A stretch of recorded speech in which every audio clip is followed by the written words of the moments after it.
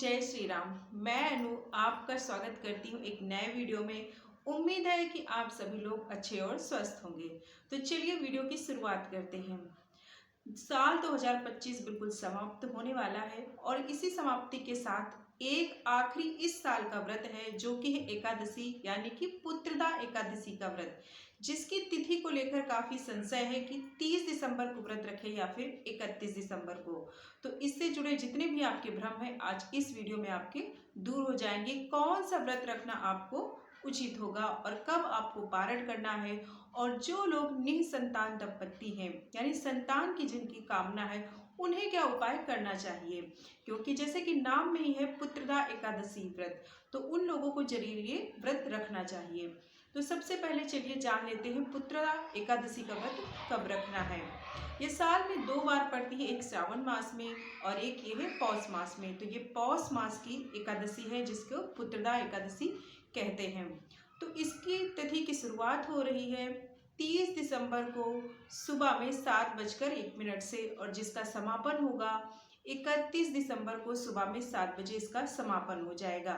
दोनों ही दिन तिथियां हैं, इसी के लिए लोगों के मन में संशय है।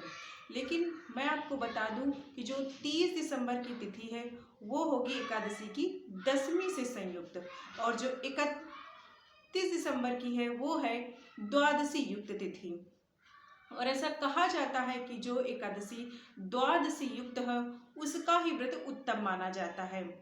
तो यहाँ पर 31 दिसंबर को आपको एकादशी का व्रत रखना चाहिए। हालांकि अगर आप चाहें तो आप 30 दिसंबर को भी रख सकते हैं, लेकिन उचित होगा जब आप 31 दिसंबर को रखें। तो चलिए अब जान लेते हैं इसका पारण कब है। पारण के लिए जो लोग 30 दिसंबर को रखेंगे उनको पारण करना है 31 दिसंबर में दोपहर में 1:30 बजे से लेकर 3:30 बजे तक, और जो लोग 31 दिसंबर को रखेंगे उनको करना है 1 जनवरी को सुबह में 7:15 बजे से लेकर आपको 9:15 के बीच पारण कर लेना है, क्योंकि इसको द्वादशी तिथि में ही इसका पारण किया जाता है। इसके भी कुछ नियम होते हैं। तो यहाँ पर अब चलिए आपको बता दें कि आपको कौन से उपाय करने चाहिए। तो जो लोग जो संतान की कामना करते हैं यानी जिनको संतान पुत्र प्राप्ति या फिर संतान प्राप्ति की कामना है उनको ये व्रत अवश्य रखना चाहिए, और विधि विधान से पति पत्नी मिलकर दोनों लोग आप लोग व्रत रखें और विधि पूर्वक भगवान नारायण की पूजा अर्चना करके उनके समक्ष अपनी मनोकामना रखें।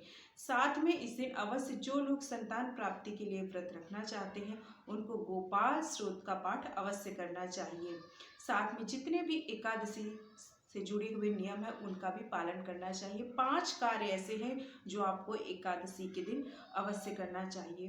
तो सर्वप्रथम इसके नियम की शुरुआत होती है 10वीं तिथि से, जब वहाँ पर आप स्नान ध्यान करके सात्विक भोजन 10वीं तिथि की शाम को ग्रहण करते हैं। और एकादशी के दिन आप 2 तरीके से व्रत रख सकते हैं, निर्जल या फिर फलाहारी। हमेशा आप लगभग फलाहारी ही व्रत रखें। उसके बाद आप सुबह में स्नान ध्यान करके स्वच्छ पीले वस्त्र धारण करें, जितना हो सके पीली चीज़ों का इस्तेमाल करें। भोग में चढ़ावे में पुष्प हो वस्त्र हो इत्यादि का, जो कि भगवान नारायण को बहुत ही प्रिय है। तो आप विधि पूर्वक पूजा करें, उनको ये सारी चीज़ें जितनी भी पूजा की सामग्री वो अर्पित करें।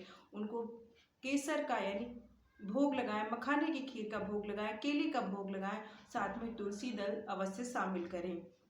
इसके साथ ही विधि पूर्वक पूजा अर्चना करके सारी सामग्री को अर्पण आपको विष्णु सहस्त्रनाम का पाठ करना चाहिए, चालीसा का पाठ करना चाहिए और गोपाल स्त्रोत का पाठ करें, या फिर ओम नमो भगवते वासुदेवाय नम मंत्र का निरंतर जाप करना चाहिए। इसी तरीके से आपको भगवान के सामने मनोकामना करके पूरी पूजा विधि विधान से करनी चाहिए। अंत में आरती क्षमा याचना करके प्रसाद वितरण करना चाहिए।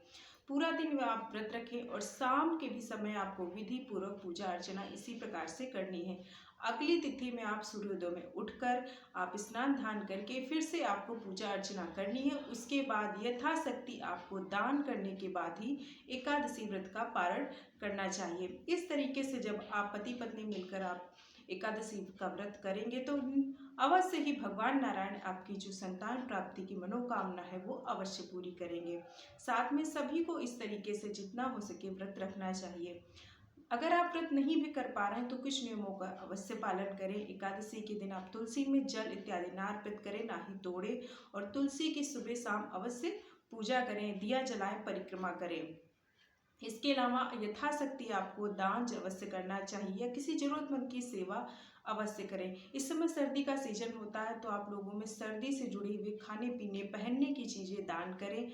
और इसके अलावा आप चाहे अन्न, वस्त्र, पैसे इत्यादि का जो भी आपसे हो सकता है वो दान अवश्य करें, क्योंकि इस तरीके का दान आपकी पूजा पाठ इत्यादि के बराबर माना जाता है।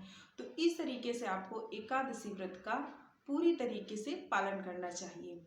तो उम्मीद है जानकारी पसंद आई होगी। पसंद आई होगी तो लाइक सब्सक्राइब कीजिए और कमेंट में बताइएगा आपको वीडियो कैसी लगी, और जो भी आपके प्रश्न हो अवश्य पूछिएगा। मिलते हैं इसी तरह के और नेक्स्ट वीडियो में, तब तक के लिए जय श्री राम।